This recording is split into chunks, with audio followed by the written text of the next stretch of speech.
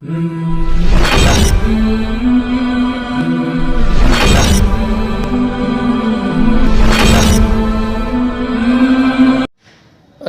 علیکم ورحمۃ اللہ وبرکاتہ۔ پیارے عزیز دوستو، آج کی اس ویڈیو میں ہم آپ کو ایک ایسے بادشاہ کے بارے میں بتانے والے ہیں جس شخص نے اللہ کی برابری کرنی چاہی۔ اس نے دنیا میں ہی جنت بنوا دی تھی، لیکن حکم الہی سے اس میں وہ قدم تک بھی رکھ نہ پایا۔ ہم شداد کے بارے میں اس ویڈیو میں آپ کو بتائیں گے۔ شداد کا حال۔ تاریخ بیان کرنے والے اکثر علماء نے حضرت ہود علیہ السلام کے بعد شداد کا بیان کیا ہے۔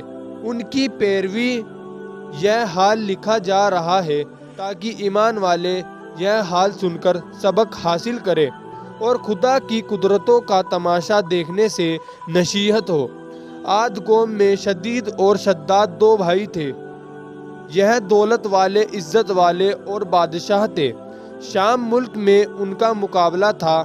دن رات حکومت کرنا ہی ان کا کام تھا۔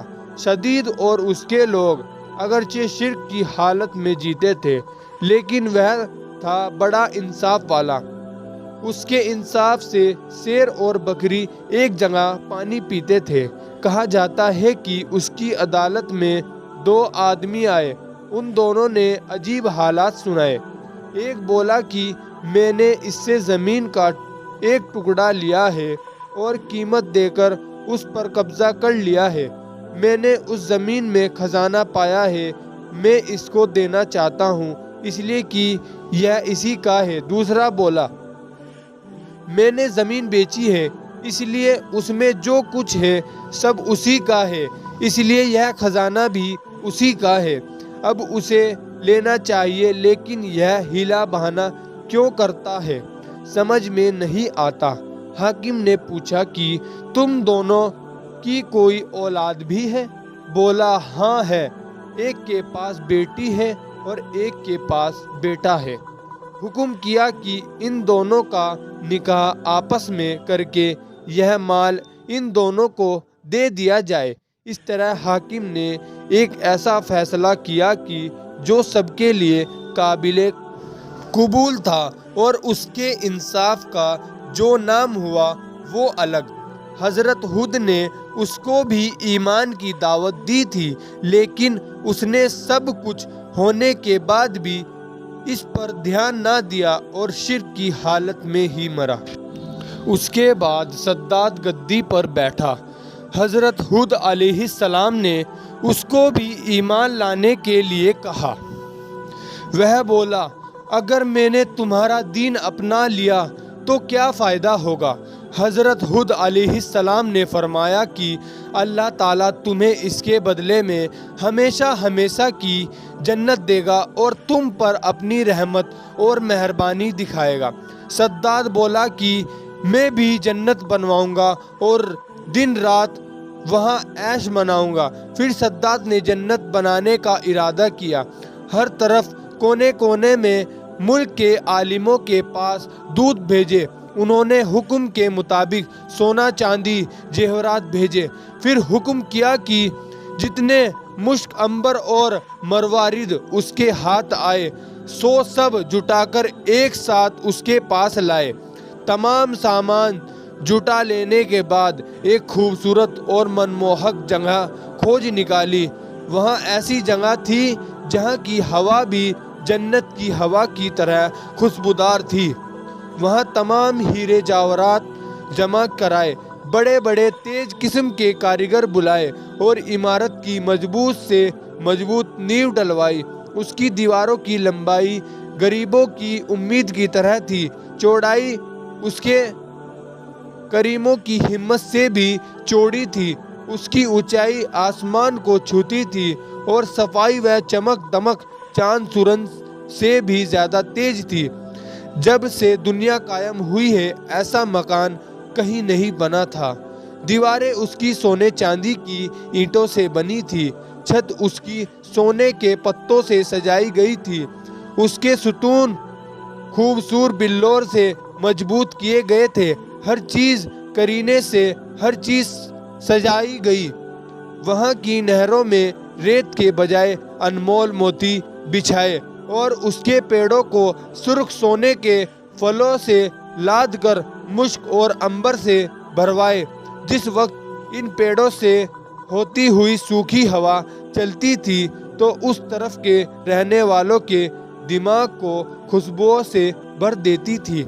उसकी जमीन पर मिट्टी के बजाय मुश्क और अंबर बिछवाया। 12,000 कंगूरे उसके महलों के चारों तरफ बनवाए। इस कंगूरों को लाल सोने से तरतीब देकर सजाया। सिर्फ इतना ही नहीं कि दिखावे के लिए उसको बनवाया था, बल्कि उसमें रहने के लिए मन भावन माशूकों और परियों को इकट्ठा कर दिया। यह बाग और महल 500 वर्ष की मुद्दत में मुकम्मल हुआ।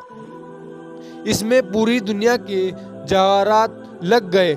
जब यह बनकर पूरा हो गया तो सद्दाद को खबर दी गई कि उसकी जन्नत तैयार है।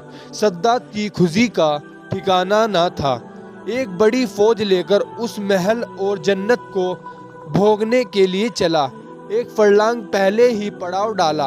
वहां उसे एक हिरन देख पड़ा कि उसके पांव चांदी के हैं, सींग सोने के हैं और आंखें याकूत की है। सद्दाद उस हिरन को देखकर हैरान रह गया। जी ललचा उठा। सोचा इसे किसी तरह हासिल करूं। आओ देखा ना ताओ उस हिरन के पीछे घोड़ा दौड़ा दिया। हिरन भाग और सद्दाद का घोड़ा उसके पीछे पीछे दौड़ा। यह दौड़ बहुत दूर तक चली, यहाँ तक कि सद्दाद की फौज बहुत पीछे रह गई। फिर उसे एक डरावने किस्म का सवार मिला। उसने सद्दाद से कहा कि क्या इस इमारत के बनाने से तुझे चैन मिल जाएगा? सद्दाद यह सुनकर कांप गया। पूछा तू कौन है? बोला मैं मौत का फरिश्ता हूँ। सद्दाद ने बड़ी नरमी और बेचैनी से कहा कि मुझे अपनी जन्नत को 1 मिनट देखने की मोहलत दे दे, फिर तू मेरी जान निकाल लेना। बोला यह हुक्म दुनिया के पैदा करने वाले का है। उसके हुक्म के बाद मुझे इख्तियार नहीं कि मैं तुझे 1 मिनट भी मोहलत दे सकूं। फिर उसी वक्त मौत के फरिश्ते ने उसकी जान कब्ज कर ली और उसका जिस्म रूह से खाली हो गया। सद्दाद के मरने के बाद वह आलीशान इमारत और खूबसूरत बाग लोगों की नज़रों से गायब हो गए। तारीख की किताबों में लिखा है कि अल्लाह ने इज़राइल अलैहिस्सलाम से पूछा कि तू मुद्दतों से रूहों को निकालने में लगा हुआ है और शुरू से ही तेरा यह काम है, क्या कभी तूने किसी पर रहम भी किया है?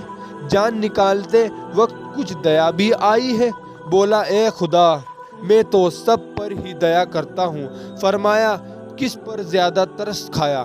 तब इज़राइल अलैहिस्सलाम ने यह किस्सा सुनाया कि एक दिन नाव हुक्म के मुताबिक मैंने तोड़ दिया और उसके तख्ते अलग अलग कर दिए।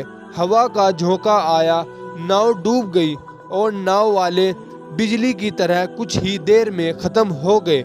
मगर एक औरत जो हामिला थी उसको हुक्म के मुताबिक नाव के तख्तों ही को सहारा बनाकर बचा लिया। वह तख्ता फरिश्तों ने एक जंजीर में पहुंचा दिया। जिस वक्त एक लड़का उस औरत के पेट से पैदा हुआ तो माँ बहुत परेशान हुई। आपका हुक्म हुआ कि माँ की जान भी निकाल लो और अकेले उस लड़के को उसके पहलू में पड़ा रहने दो।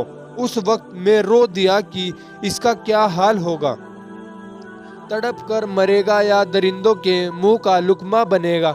ए खुदा, तू खूब जानता है कि मुझे उस बच्चे पर बहुत रोना आया और उसकी तन्हाई और बेकसी को सोच सोच कर दिल भर आता था।